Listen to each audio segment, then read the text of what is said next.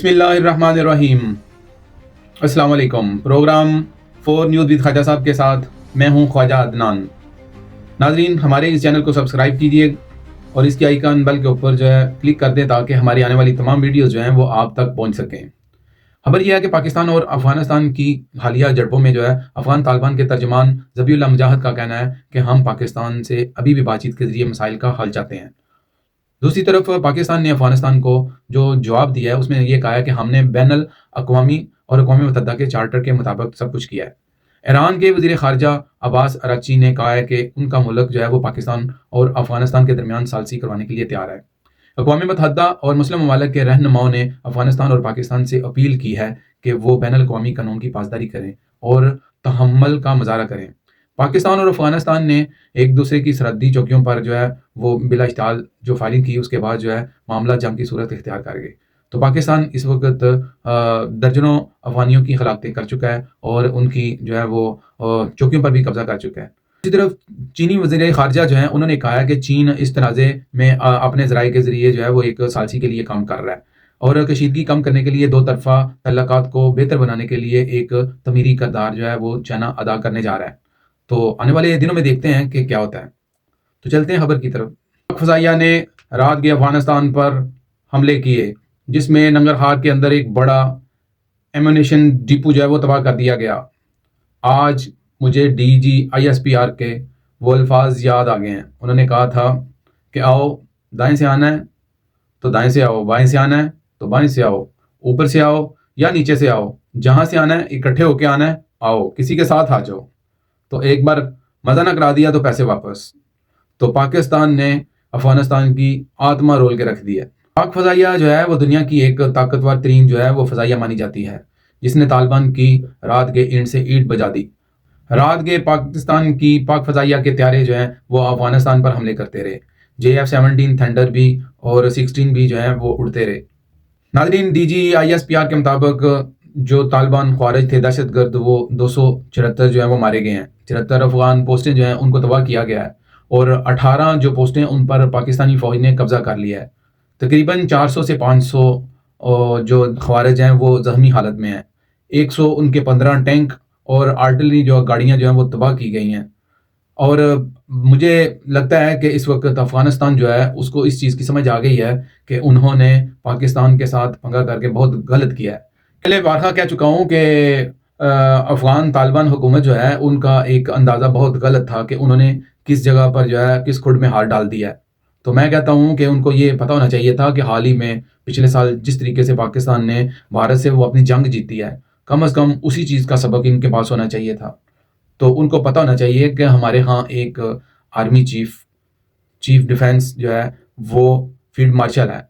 उस field marshal पे सदके जाऊँ जिन्होंने ऐसा सिपा सलार है कि जिन्होंने एक साल के अंदर 2 जंगें लड़ी हैं। दोनों जंगों में लोग वो घरों में सुकून की नींद सो रहे हैं। किसी को नहीं पता कि पाकिस्तान क्या कर रहा है, क्या हो रहा है। यानी कि हाफिज साहब ने माशाल्लाह उन्होंने ये दोनों जंगें वो दुश्मन की सरजमीन के ऊपर जाके लड़ी हैं। हमारी ज़मीन का 1 इंच भी वो भीगा नहीं किया गया। तो मकसद ये है कि अफसोस होता है सोशल मीडिया के ऊपर जो कि PTI का है कि वो इस वक्त हालते मातम में है और वो इस चीज़ के इंतज़ार में है कि तालिबान की तरफ से शायद इन्हें कोई वो खुशखबरी मिल जाए। ऑपरेशन गज़बुल हक़ में वो पाकिस्तान ने अपने JF-17 थंडर वो भी उड़ाए और अफ़गान तालिबान रजीम उनको सबक सिखाया और ऐसा सबक सिखाया कि आने वाली उनकी नस्लें तक भी याद करेंगी। अच्छा, अफ़गान तालिबान के साथ साथ आज का दिन जो 27 फरवरी है, ये भारत को भी मुबारक हो, क्योंकि आज ही के दिन वो अभिनंदन उसका भी डे मनाया जाता है। 27 फरवरी वो माशाल्लाह से इन दोनों को मुबारक हो और पाकिस्तानियों की खुशी इस दिन के लिहाज से दुगनी हो गई है। अच्छा, मोदी और नेतन्याहू दोनों रहनुमा की जो मुलाकात हुई है हालिया, उसमें दफाई सौदों का वो जिक्र ही नहीं है। किसी किस्म का कोई जिक्र सामने नहीं आया। लेकिन बाज़ माहिरीन वो ये कह रहे हैं कि इसके बारे में अभी उनकी बातचीत चल रही है। लेकिन दुनिया को ये बताया गया था कि इसराइल और भारत वो बहुत बड़ा अपना एक दफाई मुआहदा करने जा रहे हैं। मुझे लगता है कि ये जो हालिया हमारी अफ़गानिस्तान के साथ जंग हुई है, इनको मार पड़ी है। मैं मार क्या बोलूँगा, इसको सबक सिखाना कहूँगा कि पाकिस्तान ने जिस तरीके से अफ़गानिस्तान को सबक सिखाया है, तो इसके डर की वजह से इन्होंने अपना कोई दफाई मायदे का वो मायदे में जिक्र नहीं किया। لیکن آپ خود سوچیں کہ 2 دن پہلے جب نتن یاہو اور مودی کی ملاقات ہوئی تھی تو اس ملاقات کے اندر دیکھیں انہوں نے کس قسم کی باتیں کی تھیں کہ یہ افغانستان کے پیچھے ہیں، افغانستان کو سپورٹ کریں گے. بھائی کرو سپورٹ، لاؤ اپنے جہاز میدان کے اندر لے کے آؤ. آپ نے اگر میدان جنگ بنانا تھا افغانستان کو تو ٹھیک ہے، لاؤ اپنا بھی، انڈیا بھی آئے، ادھر سے آئے، جہاں سے مرضی آئے، اسرائیل آئے. میں کہتا ہوں کہ جس دن 1 to 1 ہو گئی فائٹ اس دن لگ پتہ جائے گا. تو بات یہ ہے کہ انڈین میڈیا یہ دعویٰ کر رہا ہے کہ اسرائیل سے جو ہے وہ آئرن ڈوم اور میزائل کے دفاعی نظام جو ہے نا اس کی ٹیکنالوجی کے ٹرانسفر پر بھی بات چیت ہوئی ہے. دوستو آپ کو بتا دوں کہ اب بھارت جو ہے وہ اسرائیل سے ڈوم سسٹم لینے جا رہا ہے، وہ ڈیفینس سسٹم ٹیکنالوجی لینے جا رہا ہے جو آلریڈی پہلے کے ایک دفعہ تباہ ہو چکی ہے. اچھا، انڈیا کے وزیر اعظم نریندر مودی اور اسرائیل کے وزیر اعظم نتن یاہو کے درمیان جو یروشلم میں ملاقات ہوئی ہے اس کی بات چیت جو ہے، ملاقات کے درمیان دونوں ممالک جو ہیں انہوں نے ایک دوسرے کے ساتھ تعلقات کو مزید بہتر بنانے اور وسعت دینے اور اس کے ساتھ ساتھ امن ایجاد اور خوشحالی کے لیے خصوصی جو ہے وہ اسٹریٹجک جو ہے شراکت داری میں اس کو بدلنے کا اعلان کیا ہے. وزیر اعظم مودی کے اسرائیل کے 2 روزہ دورے میں دونوں ملکوں نے زراعت، ٹیکنالوجی اور ایجاد اور خلائی سائنس اور ریسرچ اور وارز مینجمنٹ جیسے شعبوں کے 17 معاہدے کیے ہیں. لیکن آپ کو بتاتا چلوں ان 17 معاہدے جو کر دیے ہیں، جن کو سائن کیا ہے، اس کے اوپر جو ہے وہ کسی قسم کا دفاعی معاہدہ نظر نہیں آ رہا. نتن یاہو نے مودی کا جو دورہ ہے اس کو بڑا حیرت انگیز جو ہے اس کو قرار دیا ہے اور اس کو ناقابل یقین کہا ہے کہ اس کو یقین نہیں تھا کہ مودی جو ہے وہ آگے اس طرح شیر و شکر ان کے ساتھ ہو جائے گا. نتن یاہو نے تو یہ سمجھا ہے، لیکن دوسری طرف جو نریندر مودی صاحب ہیں انہوں نے کیا کیا ہے؟ انہوں نے کہا کہ اسرائیل کو دورے کو جو ہے میں اپنا تاریخی دورہ کہوں گا. انہوں نے اس کے دورے کو تاریخی دورہ کہا ہے.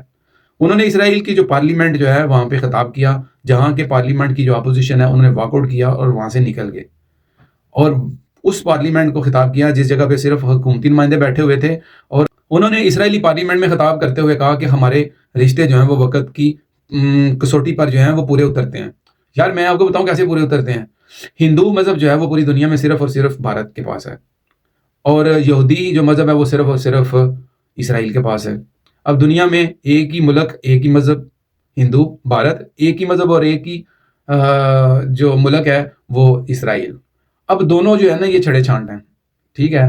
اب دونوں چھڑے چھانٹ ملک ہیں اور دونوں کی پوری دنیا میں کہیں بھی اس قسم کی ویلیو نہیں ہے جس طریقے سے کرسچن اور مسلمان ملک ہیں. آپ کو نظر آئے گا پوری دنیا میں بہت سارے کرسچن ممالک ہیں اور بہت سارے مسلم ملک ہیں، لیکن یہ دونوں اپنے اپنے مذہب کے ایک ایک ملک کو لے کے جو ہے وہ ایک دوسرے کو کسوٹی کے اوپر جو ہے وہ اتار رہے ہیں.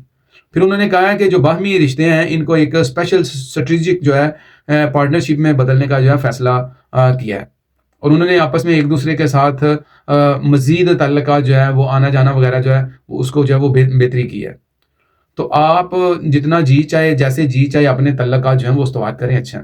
لیکن میرا پیغام ان دونوں ملکوں کے لیے ہے کہ بھائی آپ 2 ملک کیا 4 ملک بھی مل کے الحمدللہ پاکستان کا مقابلہ نہیں کر سکتے ہو. اور بھائی پاکستان کے ساتھ اللہ تعالیٰ کی مدد اور نصرت ہے جو کہ ہم نے 9 اور 10 مئی 2025 کو دیکھی، اور جس طریقے سے فیلڈ مارشل صاحب نے کہا کہ اللہ تعالیٰ کی ہم نے نصرت مدد جو ہے وہ آتی ہوئی دیکھی. تو بات یہ ہے کہ جو قومیں جو ہیں وہ زندہ دل ہوتی ہیں، وہ لڑنا جانتی ہیں. تو آپ لوگوں کی یہ بھول ہے بھارت کی کہ یہ جو اپنا سندور 2 کر رہا ہے، تو یہ سندور 2 تھا بیسیکلی یہ نا بھارت کا اس طریقے سے. تو میرا خیال ہے اس وقت افغانستان جو ہے اس کو بھی سمجھ اس چیز کی آ چکی ہوگی کہ پاکستان فوج جو ہے وہ کتنی پاورفل ہے، بلکہ اس چیز کا ان کو پہلے سے ہی اندازہ تھا. لیکن یہ ان کی بھول تھی کہ انہوں نے جو ہے وہ پاکستان کے ساتھ چھیڑخانی کی اور پنگا کیا. اب اس پنگے کا انجام جو ہے ان کو بھگتنا پڑ رہا ہے. اور دوسری طرف ایران جو ہے ایران نے بھی ثالثی کا کہا ہے کہ میں ثالثی کا کردار ادا کر سکتا ہوں. دوسری طرف جو ہے وہ چائنا بھی اس چیز کو لے کے چل رہا ہے کہ کسی طریقے سے جو ہے یہ معاملات جو ہے وہ کول ڈاؤن ہو جائیں. تو میں سمجھتا ہوں کہ افغانستان کو اس چیز کا ضرور سوچنا چاہیے تھا کہ بھائی اس سے قبل 4 دور جو ہیں وہ ہمارے سیکنڈ پرائم منسٹر کے ہوئے، 2 سے 3 دور جو ہیں وہ ہمارے وزیر دفاع خواجہ آصف صاحب کے ہوئے.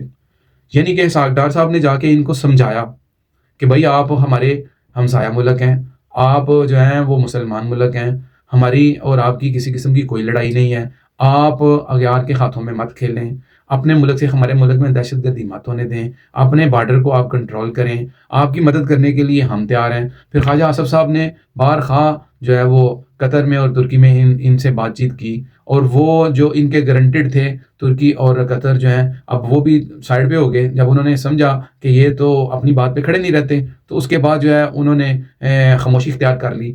جب انہوں نے پاکستان کے ساتھ چھیڑخانی ختم نہیں کی تو پاکستان نے اوبیسلی دیوار کے ساتھ تو نہیں تھا لگنا، پھر پاکستان نے جو ہے وہ ان کو مزہ چکھایا. تو اب ان کے جو دہشت گرد فوج ان کے نام نہاد جہادی تھے وہ بھاگ کھڑے ہوئے ہیں. اچھا، ان کی جو فوج ہے، افغان فوج ہے، وہ بھاگ کھڑی ہوئی ہے اپنے پوسٹیں چھوڑ کر. تو وہ تو پیچھے مڑ کے دیکھ نہیں پا رہے، لیکن پاکستانی فوج جو ہے وہ الحمدللہ ان کا انتظار کر رہی ہے کہ آئیں، کب واپس آتے ہیں اور آ کے ہم سے اس پوسٹ کو چھیننے کی کوشش کریں. تو میرا نہیں خیال جس طریقے سے قندھار اور کابل کے اوپر پاکستان نے جو ہے وہ حملے کیے ہیں اور ان کی قیادت کو میرا خیال ہے نشانہ بنایا ہے اور ان کے ڈپو تباہ کیے ہیں، اس کے بعد افغانستان جو ہے وہ اتنی پاور رکھتا ہے، کیونکہ افغانستان کے پاس جو ہے وہ اتنی پاور نہیں ہے کہ وہ پاکستان کے ساتھ جو ہے وہ وار لڑ سکے. اس چیز کا اس کو پہلے سے ہی ادراک ہو جانا چاہیے تھا. دوسری طرف سے مجھے یہ لگتا ہے کہ جو نیٹو فوج ہیں وہ سال ہر سال سے افغانستان میں کام نہیں تھی کر پائیں، وہ پاکستان نے 2 سے 3 دن میں کر دیا ہے. تو بات یہ ہے کہ پاکستان ایک ذمہ دار ملک ہے. پاکستان جو ہے وہ ہمسایوں کے ساتھ جو ہے وہ بہتر تعلقات کے ساتھ رہنا چاہتا ہے، کیونکہ آپ کو پتہ ہے کہ ہمسائے بدلے نہیں جا سکتے. لیکن اس کے باوجود بھی اگر کوئی ہمسایہ جو ہے وہ آپ سے اینگی پینگی کرے تو پھر آپ کا تو بنتا ہے نا کہ اس کو سبق سکھائیں. جس طریقے سے انڈیا کو سکھایا سبق، اسی طریقے سے ہم نے افغانستان کو سکھایا ہے.